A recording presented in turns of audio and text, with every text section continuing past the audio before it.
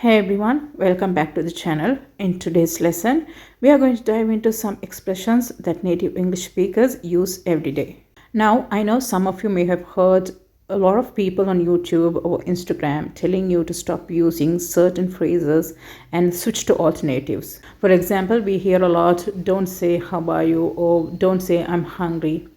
But let me tell you, fluency doesn't mean you have to avoid basic phrases or always use new expressions. When I talk with my students during class, I notice many think that fluency means knowing all these advanced phrases and expressions that native speakers use. But that's not really the case. You can still be fluent in English with those basic words and expressions. Yes, there's advice out there about switching up your phrases, but fluency is more about being able to express yourself without getting stuck in the conversation. Now you might ask, then why are we learning these new phrases? Well, if you want to understand native speakers or if you are watching an English movie or TV show, these expressions are super useful. Native speakers don't always use those basic phrases you learned in textbooks. They have their own set of expressions that they use. And if you want to keep up, you need to know them. And if you're traveling to an English speaking country or even migrating, trust me, these expressions will really help you feel more confident in conversations. Now let's jump right into today's lesson. Let's kick things off with our first expression today. I'm swamped. Ever felt like you're drowning in tasks and just can't catch a break? That's exactly what this phrase means. It's a common way native speakers express being overwhelmed with work, tasks, and responsibilities. Let's go through some example sentences. I'm sorry I didn't get back to you sooner. I've been completely swamped at work this week and I stuck in meetings every day. I'll make sure to catch up with you over the weekend. I would love to help you with that, but I'm swamped with planning for my trip. I've got so many things to do before I leave and I'm barely keeping up. Can we talk about it when I get back? I can't hang out this weekend. I'm swamped with exams coming up. Let's grab coffee after I get through all this chaos next week. I'd like to go to the gym, but honestly, I'm swamped with housework.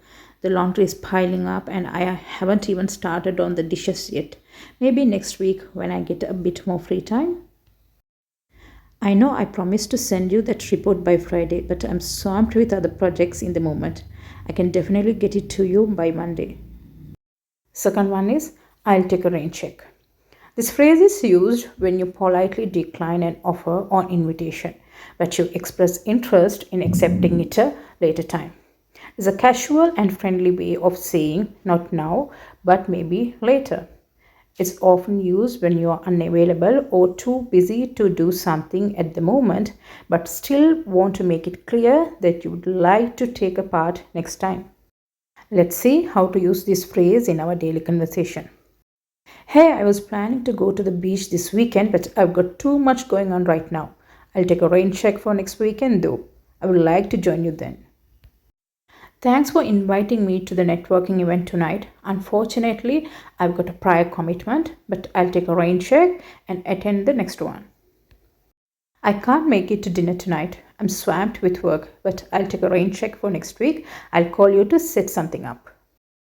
I would love to join the after work happy hour, but I've got an early meeting tomorrow.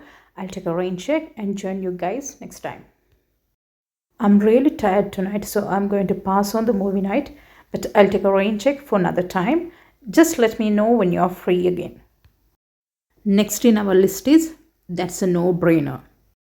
This expression refers to something that is so obvious, simple, or easy to understand that it requires no effort or deep thought to decide. It's often used when something seems like an obvious choice or solution and there's no need for any further discussion. Let's go through some example sentences. Person A, should we go for the cheaper option or the more expensive one? Person B, honestly, choosing the cheaper one was a no-brainer. Why pay more when you can get the same thing for less? When they offered me the job with a higher salary, it was a no-brainer. Of course, I accepted it right away. We were trying to decide where to go for dinner, and when someone suggested sushi, it was no-brainer. Everyone loves sushi. We were brainstorming ideas for the project, and when Mike suggested using a more efficient tool, that was a no brainer. It made everything so much easier. When they offered me a chance to travel for work, it was a no brainer. I'm always up for a new adventure. Next expression is hit the nail on the head. This means someone has exactly identified the cause of a problem or made a perfect suggestion. It's used when someone says something that is completely accurate or spot on. Let's learn some example sentences. When you said we need a better system to organize the bills, you really hit the nail on the head. We've been losing track of payments. You hit the nail on the head when you said we need to clean the kitchen more often. It's been piling up and now it's hard to find anything. Mom, you really hit the nail on the head when you said we should spend more time together. We've all been too busy lately. I think you hit the nail on the head when you suggested making spaghetti for dinner. It's a quick and everyone loves it. You hit the nail on the head when you said we should save money on groceries by planning our meals for the week. It's made a huge difference. The last expression of today's video is I'm just pulling your leg. This expression is used to tell someone that you are joking, teasing, or not being serious about what you have said. It's often said when you want to clarify that something wasn't meant to be taken seriously. Let's learn some example sentences. Relax, I was just pulling your leg. I didn't mean it. Of course, I'll help you with that project. Don't worry. You're telling me you finished that entire report in an hour? You're pulling my leg. There's no way you did that so fast. I was just pulling your leg when I said I was quitting my job. I'm not going anywhere. Just having a little fun. Don't take me seriously. I'm just pulling your leg. I'm not actually going to start working over the weekend. That's the last thing I want to do.